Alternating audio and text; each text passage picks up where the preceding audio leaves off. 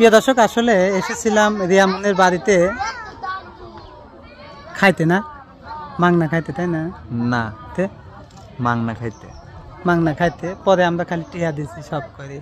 কিন্তু প্রথমে আমরা এমনিই খাইছিলাম, আমাদের টিয়া লাগে নাই। খাওয়ার পরে আমাদের টেকা লাগছে। এটা তো মাংনা খাওয়াই বলে, তাই না? হ্যাঁ। তো কেমন আছো দাদা ভাই তুমি? আমি আছি আলহামদুলিল্লাহ, যেভাবে আল্লাহ রাখছে খুবই ভালো রাখছে। আসলে অনেকদিন তোমাদের বাড়িতে যেতে পারি নাই। অনেকেই চাচ্ছে যে তোমার নাম্বার দিই। আসলে আমি কি তোমার নাম্বার দেব?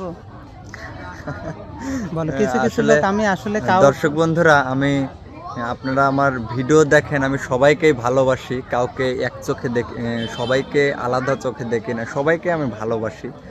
কিন্তু আমার কথা হচ্ছে কি, আমি এই যে লাইভে যাই বা একটা কথা দেখেন, লাইভে যাই আমি সাধারণত একটু আমার একটা দিনের কাজের ইয়াটা দেই, আপনাদের লিস্টটা দেই।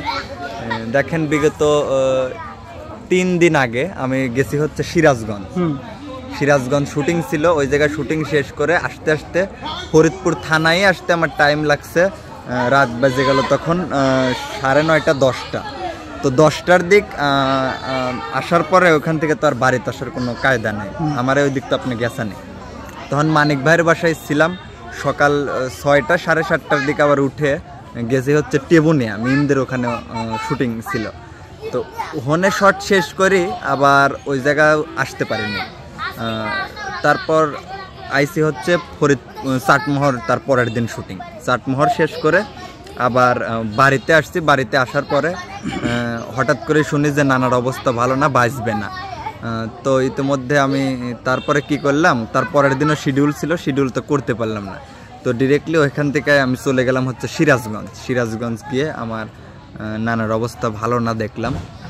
তো দেখে তারপরে আবার এসে আবার তার পরের দিনে কাজ ধরতেছি। আমার এই যে ইন্টার সেকেন্ড ইয়ারে পড়ি, আপনারা সবাই অনেকেই জানেন। এর মধ্যেই অনেকটা টাফ হয়ে যায়, জানেন না? 9:30 10টার দিকে আমি যদি আসি বাড়িতে, আমার হাতে টাইম থাকে মাত্র কয়েক ঘন্টা। তার মাঝখান থেকে একটু ঘুম পাড়তে হয় এবং আবার আগামী দিনের জন্য গান মুখস্থ করতে হয়। আগামী দিনের গান মুখস্থ করার লাগে, প্লাস কাজের চাপটা আমি কেন বেশি নেই, আমার পরিবার পরিজন, আমি তো বড় সন্তান, আপনারা জানেন, ভিডিওতেও দেখেছেন। তার জন্য আমি সবসময় চিন্তা করি যে সবার সাথে মিলেমিশে থেকে আমি দুটো কাজ বেশি বাড়ায় নেব। আমি সবসময় চিন্তা করি আমার পুরো মাসে কিভাবে 2টা শিডিউল বাড়াই নিয়ে যায়।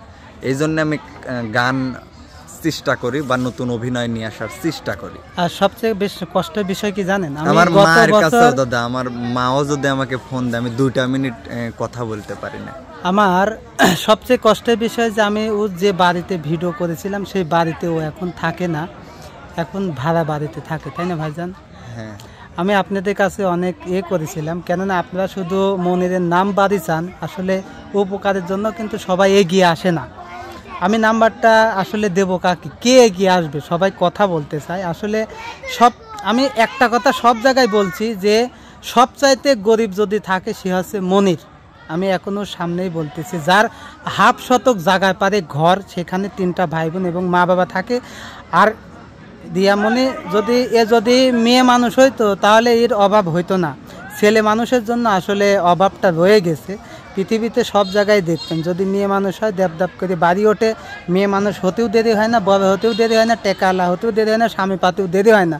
কিন্তু ছেলে মানসিক গড়ে নিতে অনেক কষ্টকর। সেই জায়গাটাই কষ্ট যে এখন ওরা ভাড়া বাড়িতে থাকে, শুধু একটু জায়গা কিনতে পারি নাই বলে। হয়তো বলবেন যে আপনাদের মিডিয়াতে কাজ করে, ও টাকা কী করে। ও কিন্তু আগেও বলে গেল যে আমি পরিবারের বড় সন্তান, আমার দায়িত্বটাই বেশি। ঠিক আছে, কেননা পরিবার দেখা, নিজের পড়াশোনা রাখা, আবার গান মুখস্থ করে আগামী দিনের জন্য প্রস্তুতি হওয়া। তো যাই, তারপরে সুস্থতা কামনা করে যে সুস্থ আছে। কিন্তু আমি চেয়েছিলাম যে 8 তারিখে তোমাকে শিডিউল দেবো মিমের সাথে। জায়গা আমার পরীক্ষা কয় তারিখ পর্যন্ত পরীক্ষা, রুটিন দিবে 5 তারিখের ওই দিক রুটিন দিবে। পরীক্ষা শেষ হয়ে গেলে তোমার আর মিমের শুটিং থাকবে আমার ইনশাল্লাহ। সবাই ওর জন্য দোয়া করবেন, ওর পরিবারের জন্য দোয়া করবেন, ওর জন্য ভালো থাকে। আর ও ভালো থাকলে পরিবারটা ভালো থাকবে। সবাই ভালো থাকবেন। আসসালামু আলাইকুম।